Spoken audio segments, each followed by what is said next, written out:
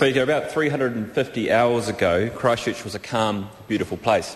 The place of my birth and the place of the province of Canterbury has been home to my family for at least 7 generations. That changed about 350 hours ago. And I also want to read out a little bit about how the world sees Christchurch in the latest Rugby World Cup advertising. Christchurch, the garden city, is surrounded by natural wonders, the sparkling Pacific Ocean, majestic Southern Alps and an ancient volcanic peninsula. The South Island's largest city has an Alps to ocean horizon, an heritage heart and a sense of adventure. Visitors discover 19th century stone buildings, a network of hillside walking tracks, contemporary galleries and open-air markets. That's how the world sees Christchurch. And that, Mr Speaker, is how I see Christchurch up until 10 days ago. Since that time, over 350 aftershocks have hit our city and our region. For me, that was a pretty remarkable time. My 5-year-old daughter went from being a wonderful, happy-go-lucky little girl to spending 24 hours in sheer terror that the world was going to open up and swallow her. Only yesterday that she's actually now resorted to drawing pictures of houses falling down and the men digging up holes, and she's got back to normality. For me, who lives in the northeast of Christchurch, there's been significant damage. Something of around about 1,000 homes have been seriously damaged or destroyed. Brooklands, Dallington, Burwood, Bexley, including my own brother's house in Bexley, have been heavily damaged, if not destroyed. But the people's response has been remarkable.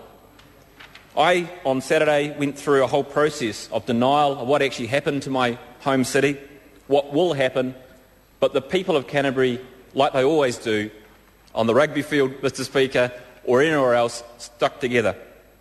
We saw the civil defence and the fire service come out.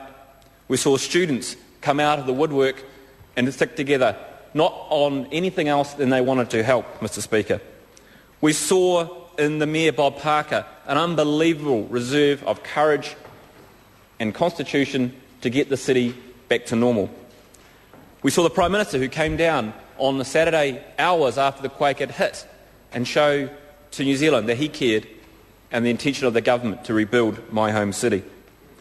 I just want to touch quickly on a couple of those particular people, on the students. Sam Johnson, who organised over 1,000 university students to help dig out the city. Sam, Gina, Jade, Tommy and over 1,000 others took their time and effort, hundreds of hours, to clean up people's backyardens and the streets of my city. Mr Speaker, this bill has far-reaching potential consequences. It has the potential to make Christchurch not only as good as it was, but great. And earlier speakers on the other side of the House pointed out the fact that Napier rebuilt itself post the 1930s earthquake to become the Art Deco capital, not only of New Zealand, but potentially of the world. And I think Christchurch has the potential to do that as well.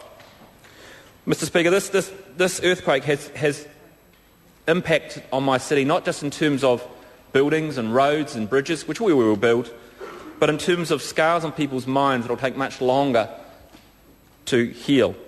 For me, I organised a meeting. I had 600 people at a meeting in Brooklands on Saturday, and seeing grown men cry about what was going to happen to their homes, that will take a long time to heal.